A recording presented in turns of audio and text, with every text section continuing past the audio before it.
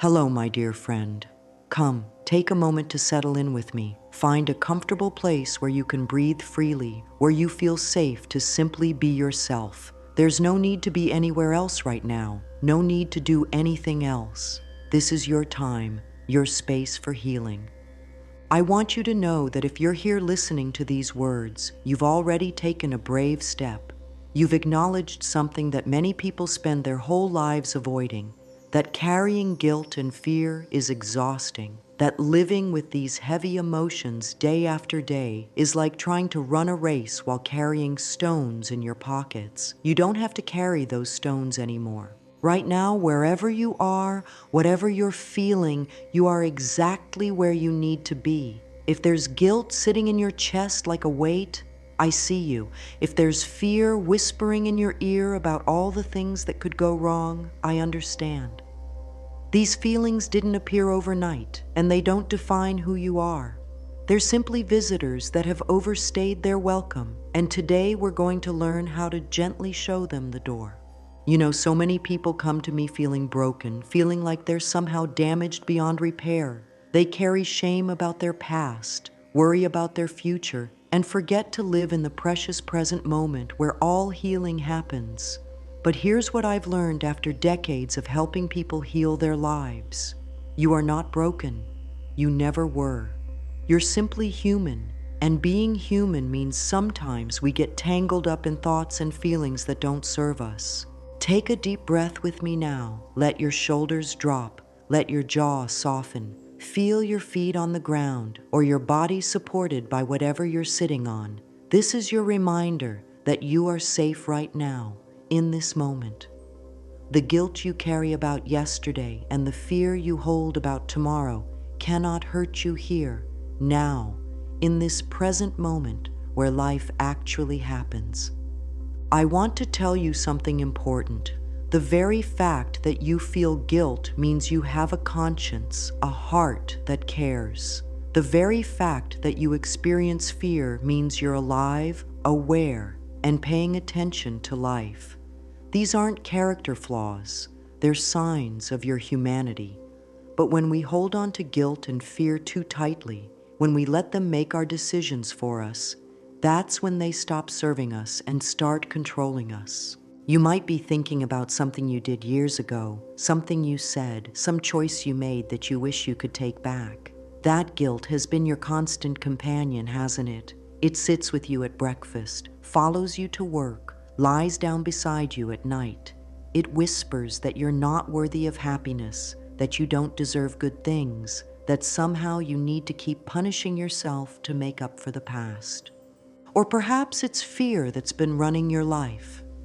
Fear of making the wrong choice, fear of what others might think, fear of not being enough, fear of being too much, fear that keeps you small, keeps you hiding, keeps you from stepping into the fullness of who you're meant to be.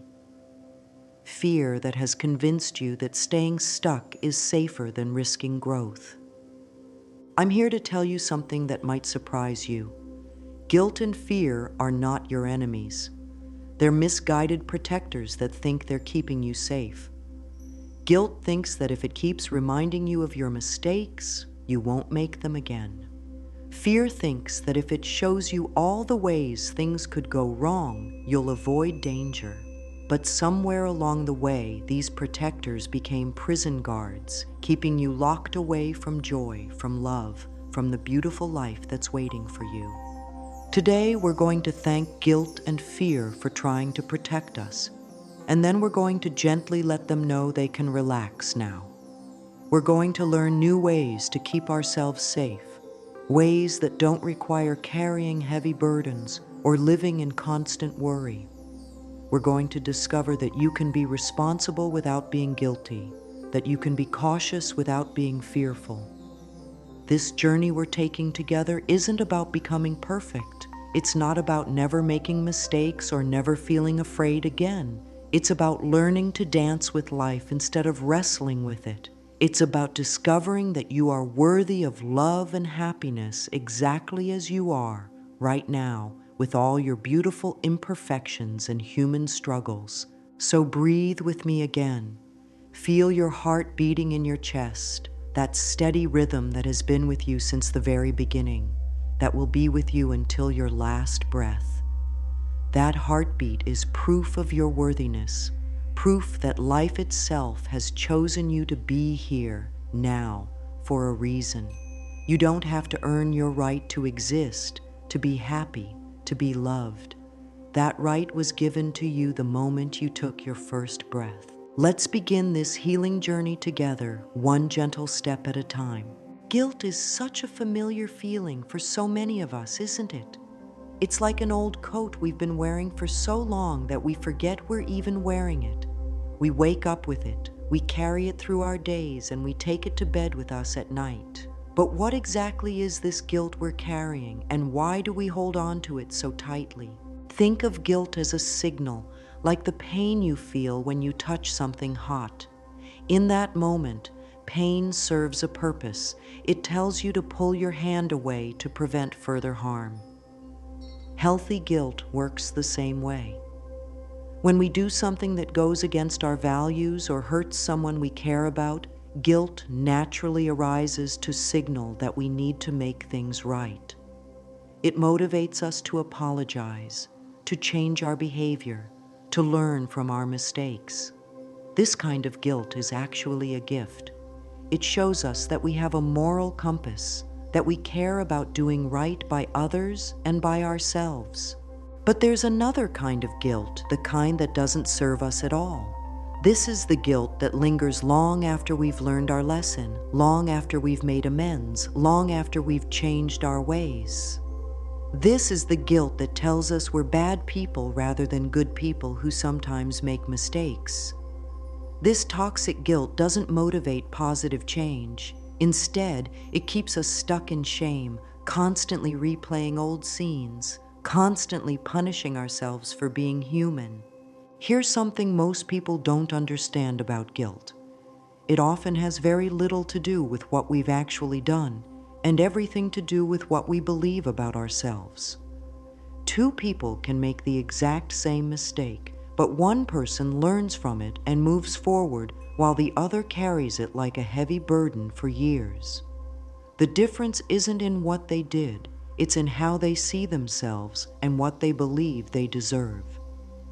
Many of us learned early in life that love was conditional, that we had to be perfect to be worthy of care and attention. Perhaps you grew up in a home where mistakes were met with disappointment, where you learned that being good meant never doing anything wrong. Perhaps you absorbed the message that you were responsible not just for your own feelings, but for everyone else's too. These early lessons can create a blueprint for guilt that follows us into adulthood.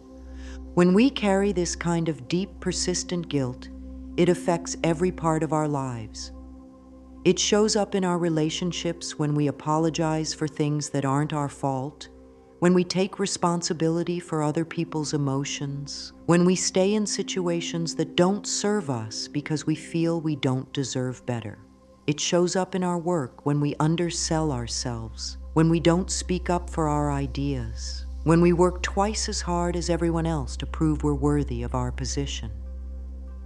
This guilt we carry isn't just an emotional burden, it becomes a physical one too. Our bodies keep score of all the guilt we hold. It can show up as tension in our shoulders, as if we're carrying the weight of the world. It can settle in our stomach as a constant knot of anxiety.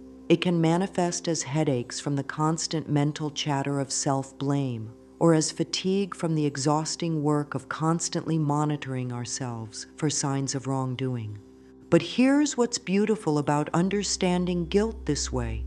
Once we see it clearly, once we understand how it works and why it's there, we can begin to change our relationship with it. We can learn to distinguish between the guilt that serves us and the guilt that enslaves us. We can practice responding to mistakes with curiosity instead of condemnation, with learning instead of self-attack. The guilt you're carrying right now, whatever it's about, is not a life sentence. It's not proof that you're a bad person or that you don't deserve happiness. It's simply old programming running in the background of your mind, and like any program, it can be updated. You have the power to rewrite the stories you tell yourself about your past, about your mistakes, about your worth. This doesn't mean pretending that mistakes never happened or that actions don't have consequences. It means learning to hold your humanity with compassion, learning to see your mistakes as stepping stones rather than stumbling blocks, learning to forgive yourself the way you would forgive a dear friend who came to you with the same burden. Your guilt has been trying to protect you, trying to make sure you never hurt anyone again, trying to prove that you're a good person by showing how bad you feel about your mistakes. But you don't need guilt to be a good person. Goodness comes from your heart, from your choices in each new moment, from your willingness to learn and grow and love. You can let the guilt go and still be the caring, responsible person you want to be. Fear, oh fear, this powerful emotion that can make us feel so small and yet takes up so much space in our lives. If guilt is about the past, then fear is about the future, about all the things that might go wrong, all the ways we might get hurt, all the reasons why we should stay exactly where we are instead of reaching for what we truly want. Like guilt, fear isn't inherently bad. Fear kept our ancestors alive when they heard rustling in the bushes. It made them run from lions and seek shelter from storms. Even today, fear serves us when it keeps us from walking alone in dangerous places or reminds us to look both ways before crossing the street. This kind of fear is our friend, our ally in staying safe and making wise choices.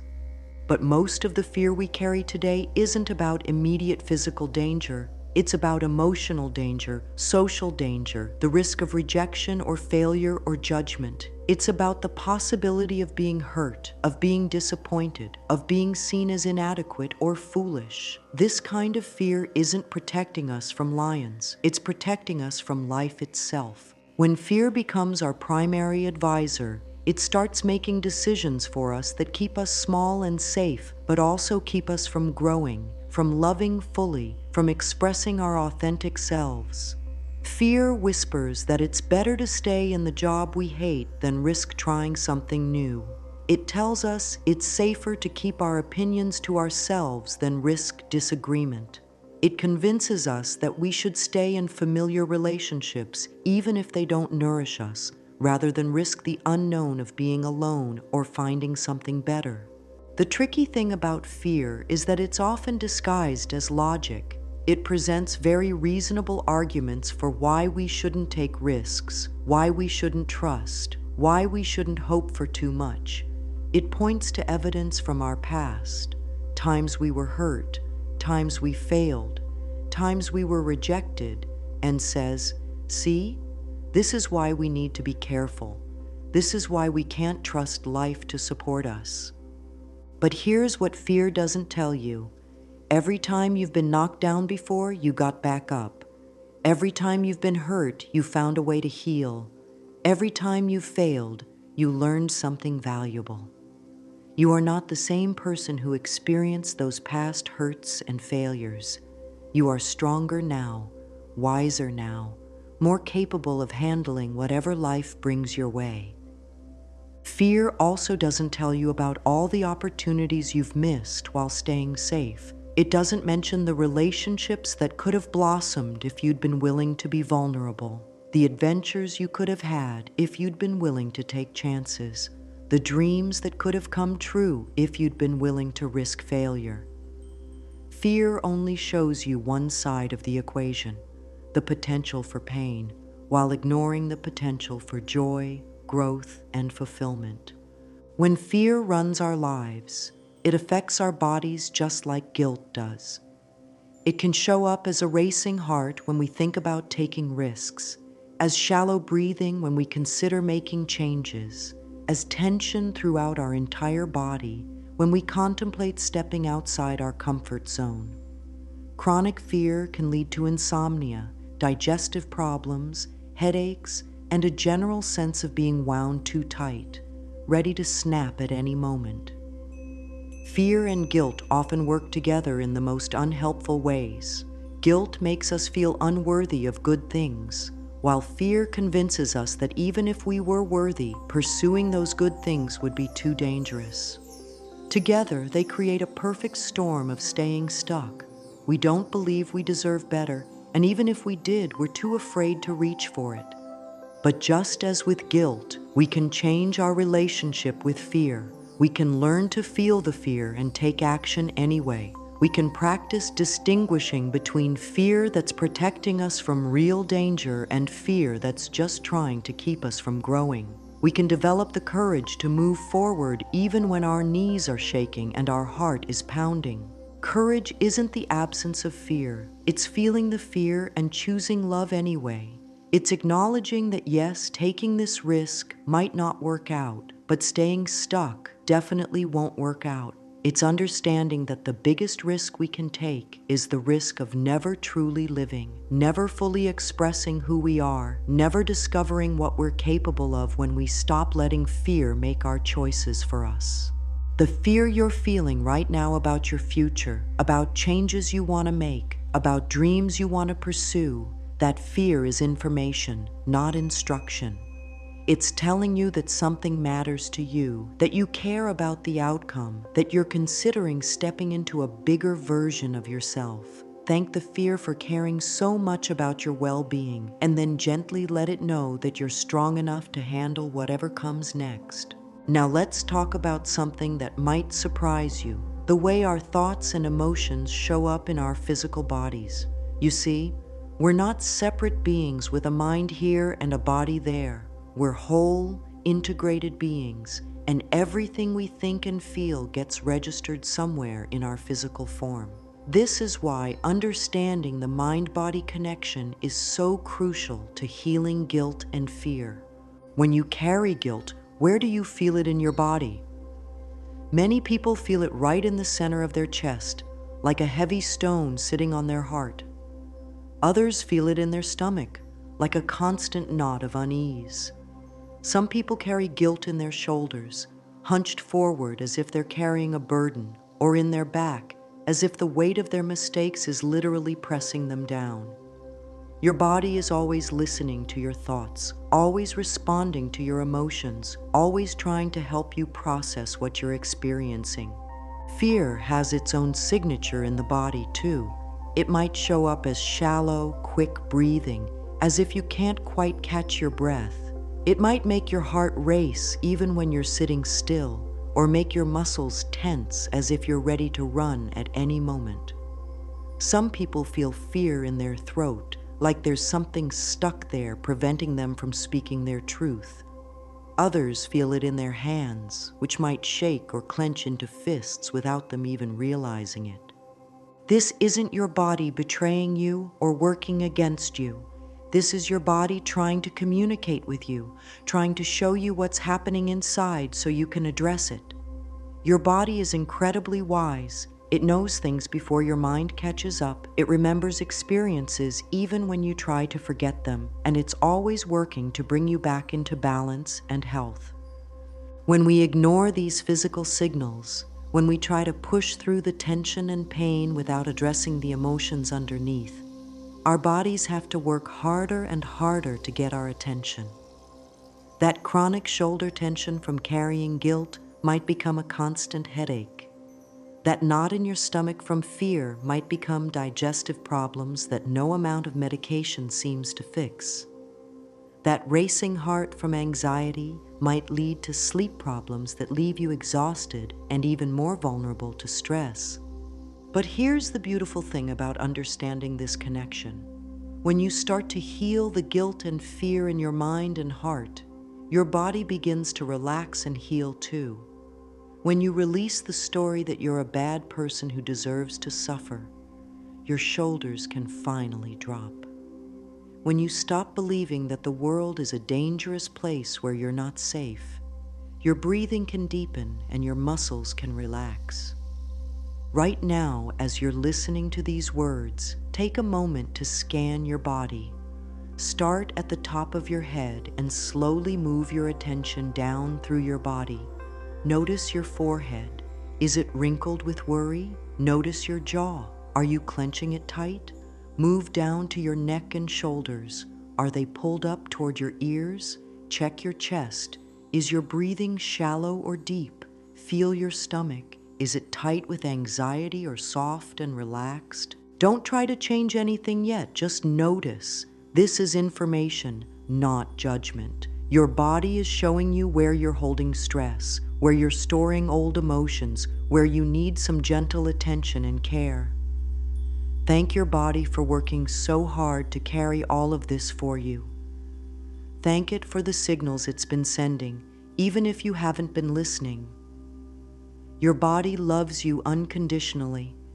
It never stops working to keep you alive and healthy, no matter how you've treated it or what you've put it through.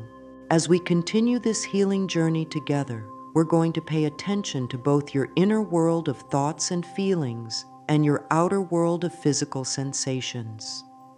We're going to work with your whole self, mind, body, heart, and spirit, because true healing happens when all parts of you are included in the process. Sometimes people ask me why they can't just think their way out of guilt and fear, why they can't just decide to feel better and have it be so. The reason is that these emotions aren't just thoughts. They're full-body experiences that have been stored in your muscles, your nervous system, your cellular memory. Healing happens not just in your head, but in every cell of your being. This is why gentle movement can be so healing, stretching, walking, dancing, or even just taking deep breaths. When you move your body with kindness and awareness, you're helping to release old emotions that have been stuck there. This is why practices like yoga and Tai Chi have been healing people for thousands of years. They work with the whole person, not just the mind. But you don't need to become a yoga master or learn complex healing techniques. You can start right where you are, with simple awareness and gentle kindness toward your body. You can place your hand on your heart when you're feeling guilty and say, "I forgive you. You did the best you could with what you knew at the time." You can take slow, deep breaths when fear arises and remind yourself, "I am safe right now in this moment." Your body wants to heal. Your body wants to feel good. Your body is your ally in this process, not your enemy. When you start treating it with the respect and love it deserves, when you start listening to its wisdom and responding to its needs, it will support you in ways that might amaze you. Your body knows how to let go of guilt and fear. You just need to give it permission and support to do what it naturally wants to do. Now that we understand how guilt and fear live in our bodies as well as our minds, let's talk about how we can begin to gently release them. This isn't about forcing anything or trying to push away what you're feeling. True release happens when we create a safe space for our emotions to move through us and transform naturally. The first step in releasing guilt and fear is learning how to breathe properly. This might sound too simple to be effective, but your breath is one of the most powerful healing tools you have. When you're caught up in guilt or fear, your breathing becomes shallow and restricted. You literally hold your breath as if you're trying to hold back the feelings. But holding your breath also holds the emotions in place, keeping them stuck in your system. Let's try something together right now. Place one hand on your chest and one hand on your belly. Take a normal breath and notice which hand moves more. If it's the hand on your chest, you're breathing shallow, stress breaths that keep your nervous system activated. Now let's shift to healing breaths. Breathe in slowly through your nose, letting your belly expand like a balloon filling with air. The hand on your chest should barely move while the hand on your belly rises. When you exhale, let the air flow out slowly through your mouth, making a soft ah sound if that feels good. This kind of breathing sends a signal to your nervous system that you're safe, that you can relax, that it's okay to let go. When you breathe this way while thinking about something that makes you feel guilty or afraid, you're teaching your body that you can feel these emotions without being overwhelmed by them. You're creating space around the feelings so they don't consume you entirely. As you continue breathing this way, you might notice that emotions start to move. You might feel sadness about the mistakes you've made, or anger about the ways you've limited yourself out of fear. This is good. This is the stuck energy beginning to flow again. Don't try to stop these feelings or judge them as wrong. Simply breathe with them, the way you might sit with a friend who's going through a difficult time. You don't need to fix anything or make the feelings go away. You just need to be present with yourself as you feel what you feel. Sometimes when we start to release old guilt and fear, we feel worse before we feel better. This is completely normal and actually a sign that the healing process is working. Think of it like cleaning out a closet that's been cluttered for years. At first, everything looks messier as you pull things out to sort through them. But eventually, you create a space that's clean and organized and peaceful.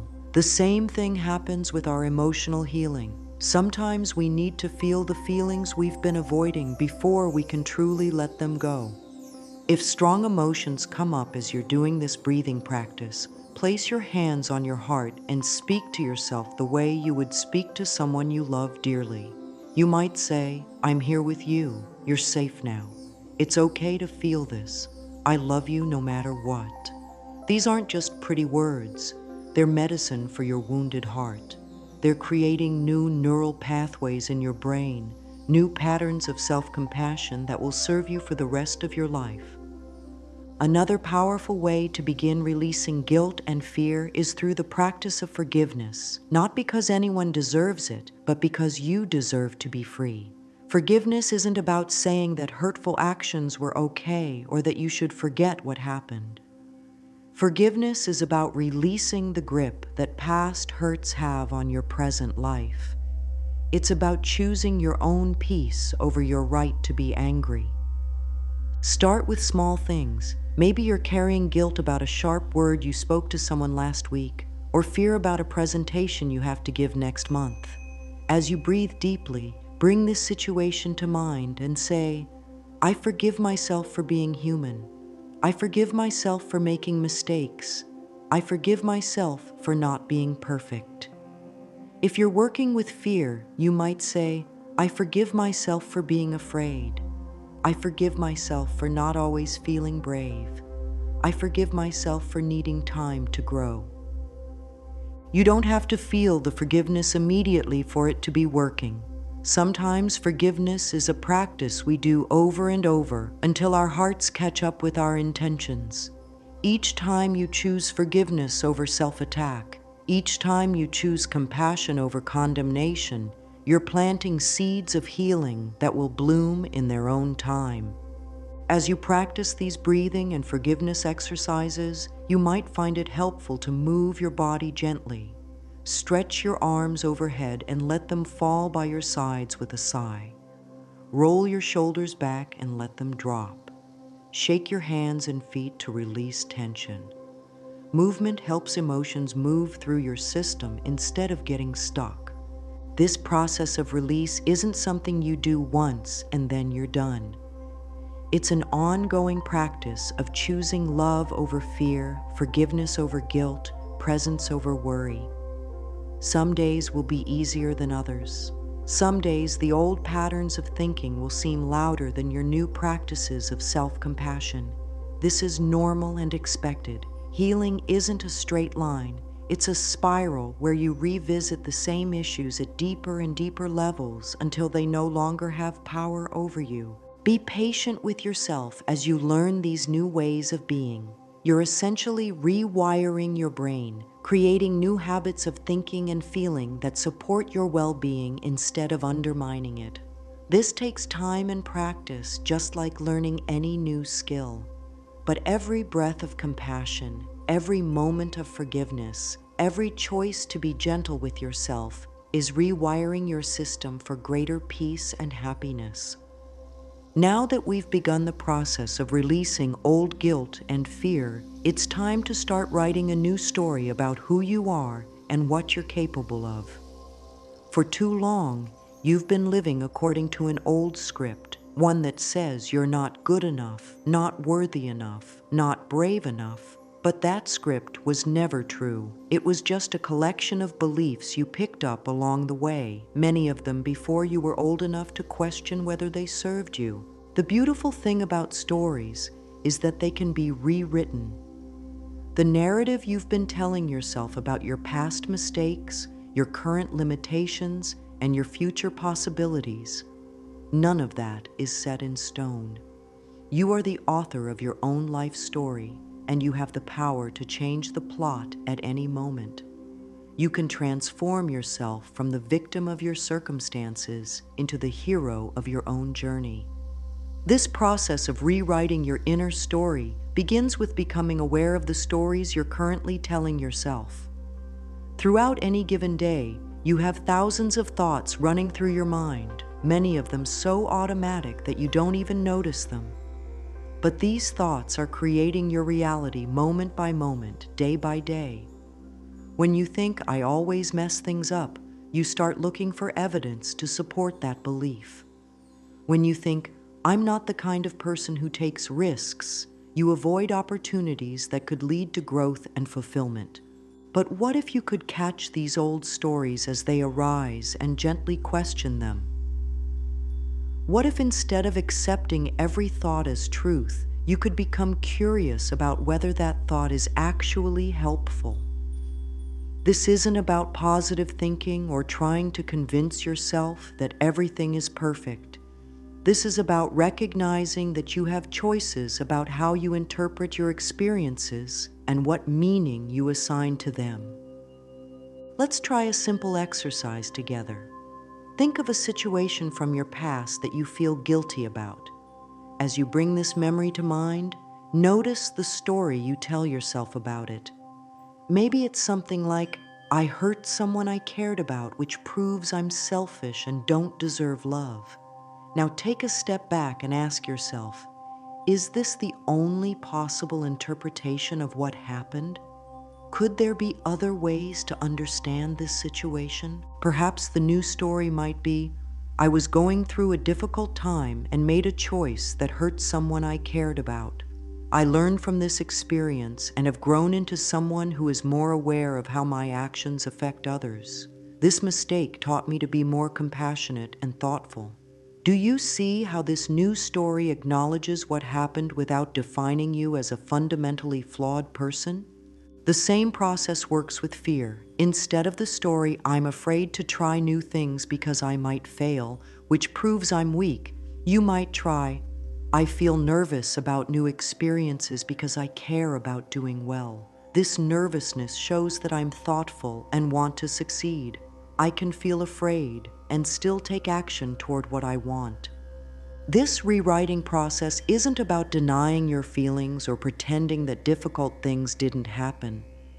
It's about expanding your perspective to include the fullness of who you are, not just your mistakes and fears, but also your growth, your wisdom, your capacity for love and healing. You are so much more than your worst moments or your biggest fears. As you practice this new way of thinking, you might find it helpful to write these new stories down. There's something powerful about putting pen to paper, about seeing your new narrative in black and white. You might write yourself a letter of forgiveness, acknowledging the pain you've caused yourself and others, while also recognizing your humanity and your capacity for growth. You might write about the dreams you've been afraid to pursue, imagining what it would feel like to step into them with courage and confidence. Remember, you're not trying to become a different person. You're simply becoming more fully yourself, the self that exists beyond the guilt and fear, the self that has always been there waiting to emerge. This is the self that makes mistakes and learns from them instead of being defined by them. This is the self that feels afraid sometimes, but doesn't let fear make all the decisions. This is the self that deserves love and happiness and all the good things life has to offer. The story you're writing now is one of healing, of growth, of becoming. Every day, you get to choose which story you'll continue. The old one that keeps you small and stuck, or the new one that allows you to expand into your full potential. The choice is always yours, and you get to make it fresh each morning when you wake up and each evening when you reflect on your day. Now let's talk about building new patterns of loving yourself, because self-love is the foundation upon which all healing rests. For many people, the idea of loving themselves feels foreign, even selfish. We've been taught that it's more noble to focus on others, to put everyone else's needs before our own, to be modest about our strengths and hyper-aware of our weaknesses. But true self-love isn't selfish, it's essential. You cannot give what you don't have, and you cannot love others fully if you don't love yourself. Self-love begins with the relationship you have with yourself in the mirror. Yes, I know this might feel uncomfortable at first, but stay with me. The mirror is where we often practice our harshest self-criticism, where we focus on every flaw and imperfection. But it can also become a place of healing and transformation. When you look in the mirror, what do you see? More importantly, what do you say to yourself? Most people have a running commentary of criticism. Look at those wrinkles. Look at that belly. Look how tired I look.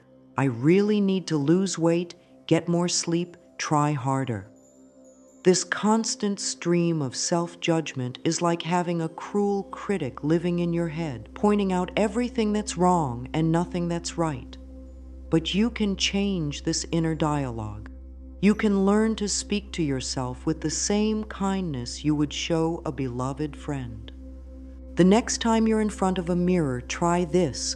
Look into your own eyes and say, "Hello, beautiful soul. I see you. I appreciate you. I'm learning to love you exactly as you are." It might feel silly at first. You might not believe the words. That's okay. Keep practicing anyway. Your subconscious mind is always listening, always taking notes, always adjusting your self-concept based on what you repeatedly tell yourself. As you get more comfortable with this practice, you can begin to speak to specific parts of yourself with love and appreciation. Look at your hands and thank them for all the work they do, all the ways they help you create and care for others. Look at your feet and appreciate how they carry you through your days. Look at your face and see the wisdom in your eyes, the kindness in your smile, the strength in your jaw. This isn't about ignoring areas where you'd like to grow or improve. It's about starting from a foundation of acceptance and love rather than criticism and shame. When you speak to yourself with kindness, you create an internal environment where positive change can flourish. When you attack yourself, you create resistance and rebellion that makes change much harder. Beyond mirror work, self-love shows up in how you treat yourself throughout the day. It's in the food you choose to nourish your body, the rest you allow yourself when you're tired, the boundaries you set to protect your energy and time. It's in the way you speak to yourself when you make mistakes, with compassion instead of condemnation, with curiosity instead of judgment. Self-love is also about celebrating yourself, not just tolerating yourself. When was the last time you acknowledged something you did well?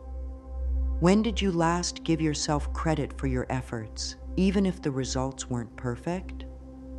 When did you last treat yourself to something special, not because you earned it or deserved it, but simply because you wanted to bring yourself joy? Building these new patterns of self-love requires practice and patience. You're essentially reparenting yourself, giving yourself the unconditional love and acceptance that maybe you didn't receive as a child. You're learning to be your own best friend, your own biggest supporter, your own source of comfort and encouragement. As you develop this loving relationship with yourself, you'll notice that guilt and fear begin to lose their grip on you. It's much harder to be cruel to someone you love. It's much easier to forgive someone you care about. It's much more natural to want good things for someone you cherish. When you truly love yourself, you become your own advocate rather than your own critic. The affirmations you speak to yourself in the mirror are like seeds you're planting in the garden of your consciousness. Some will sprout quickly, others will take time to grow, but all of them are working beneath the surface to create new patterns of thinking and feeling. Be patient with this process.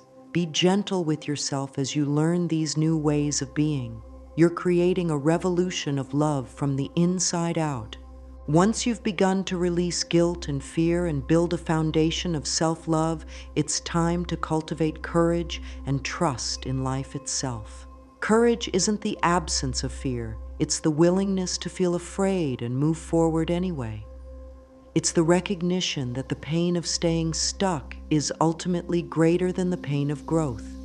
It's the understanding that you were not born to live a small, fearful life, but to express your unique gifts and contribute to the world in your own special way. Trust is perhaps even more challenging than courage for many people. Trust means believing that life is fundamentally supportive, that the universe is conspiring to help you grow and succeed, that even when things don't go according to your plans, there's still a larger wisdom at work. This kind of trust is difficult to maintain when you've been hurt, when you've experienced loss, when you've had your hopes dashed and your dreams delayed. But here's what I've learned about trust. It's not about believing that nothing bad will ever happen to you. It's about believing that whatever happens, you have the strength and wisdom to handle it. It's about trusting in your own resilience, your own capacity to learn and grow and adapt. It's about trusting that even painful experiences can become sources of wisdom and compassion. When you trust life, you stop trying to control every outcome and start flowing with the natural rhythms of growth and change.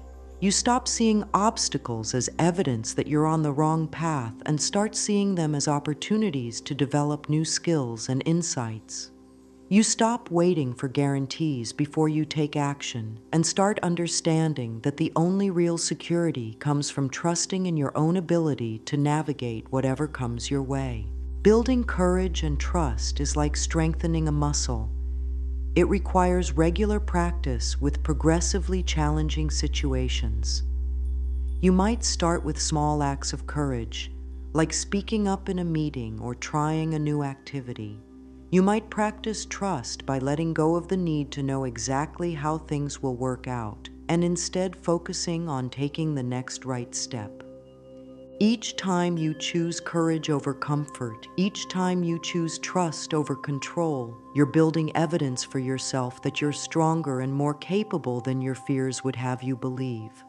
You're proving to yourself that you can handle uncertainty, that you can navigate change, that you can bounce back from setbacks. This doesn't mean being reckless or ignoring legitimate concerns. It means making decisions from a place of empowerment rather than fear. It means asking yourself, what would I do if I trusted that everything was working out for my highest good? And then taking steps in that direction. As you develop courage and trust, you'll find that life becomes more of an adventure and less of a threat. You'll start seeing opportunities where you once saw only obstacles. You'll begin to trust your own instincts and inner wisdom instead of constantly seeking approval and validation from others. You'll discover that you're far more resilient and resourceful than you ever imagined. The goal isn't to become fearless, it's to become fear-friendly, to acknowledge fear when it arises and then gently move forward anyway, to trust that your intuition will guide you, that your experiences will teach you, that your heart will show you the way even when your mind is uncertain. This journey of healing guilt and fear, of building self-love and courage, is not a destination you arrive at, but a way of being you cultivate day by day. It's about creating daily practices that support your well-being and help you stay connected to your true self. It's about building a life that reflects your values and nurtures your soul, rather than one driven by old wounds and limiting beliefs. Your morning routine becomes a sacred time to set the tone for your day.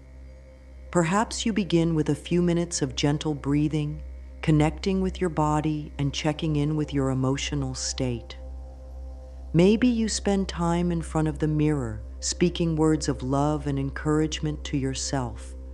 You might write in a journal, exploring your thoughts and feelings with curiosity and compassion. Throughout your day, you practice catching yourself when old patterns of guilt and fear arise. Instead of automatically believing these thoughts, you pause and ask yourself, is this thought helpful? Is it true? Is it kind? You learn to treat your thoughts like weather, sometimes sunny, sometimes stormy, but always changing and never permanent. In the evening, you might reflect on your day with gratitude, acknowledging the moments when you chose love over fear, forgiveness over guilt, courage over comfort. You celebrate the small victories, the time you spoke up for yourself, the moment you chose self-compassion over self-criticism, the instance when you took a risk that felt scary but right. When setbacks occur, and they will, because healing is not a linear process, you practice treating yourself with the same kindness you would show a dear friend going through a difficult time. You remind yourself that growth happens in spirals, not straight lines, and that every seeming step backward is actually part of the process of moving forward. You surround yourself with people who support your healing journey, who reflect back to you your worth and potential. You limit your exposure to people and situations that feed your old patterns of guilt and fear. You create an environment that nurtures your growth rather than undermines it. Most importantly, you remember that this work is not about becoming perfect, but about becoming more fully yourself. You're not trying to eliminate all negative emotions or never make mistakes again. You're learning to respond to life's challenges with wisdom and compassion rather than reaction and fear. The practices we've explored together, breathing techniques, forgiveness work, mirror exercises, courage building, these are tools in your healing toolkit. Some will resonate more than others. Some will feel natural right away, while others may take time to develop. The key is to be patient with yourself and to keep practicing, even when progress feels slow. As we come to the end of our time together, I want you to take a moment to appreciate yourself for being here, for being willing to look at the parts of yourself that need healing, for having the courage to imagine a different way of being. The very fact that you've listened to these words, that you've opened your heart to the possibility of change, is evidence of your strength and wisdom. You are not broken, and you never were. You are not your mistakes, and you are not your fears. You are a beautiful, complex, ever-evolving soul having a human experience. You are worthy of love, joy, peace, and all the good things life has to offer, not because of what you've done or haven't done, but simply because you exist. The guilt you've been carrying is not your identity. It's simply an old coat you can choose to take off.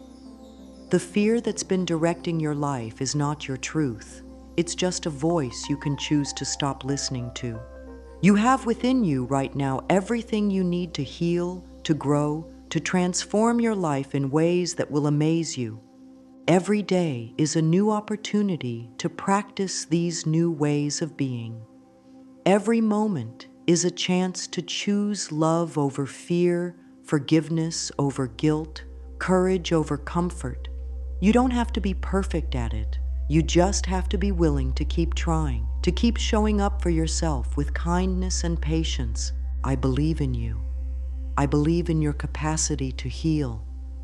I believe in your ability to create a life filled with love, joy, and purpose. But more importantly, I want you to believe in yourself. You are more powerful than you know, more resilient than you realize, and more loved than you can imagine. Take what serves you from our time together and leave the rest. Trust your own inner wisdom to guide you forward. And remember, healing is not a destination but a journey, one that you're perfectly equipped to navigate. Go now with love in your heart, courage in your soul, and trust in your ability to create the beautiful life you deserve. The world needs what you have to offer. Your healing, your growth, your joy. These are gifts not just to yourself, but to everyone whose life you touch.